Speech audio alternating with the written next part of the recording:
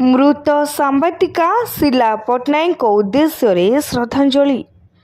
प्रमेय न्यूज 7 सांबादिका शीला पट्टनायक दुर्घटन अकाल वियोग नहीं सारा राज्य में शोक प्रकाश कर कोणार्क सूर्य मंदिर सम्मुख गोप कोणार्क सांबादिक बंधु मैंने अश्रुल श्रद्धांजलि ज्ञापन कर अमर आत्मार सद्गति कामना करी मोहम्बती जलाइबा सह सांबादिक माने गभीर शोक प्रकाश करथिले।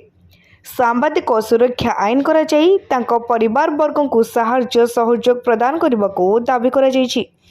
एसत जातीय राजपथ विभाग और राजस्व विभाग खामखियाली और अपारगता हेतु राजरास्ता बाली माफिया मानक द्वारा बाली जमा होता जहाँफल दुर्घटना घटी।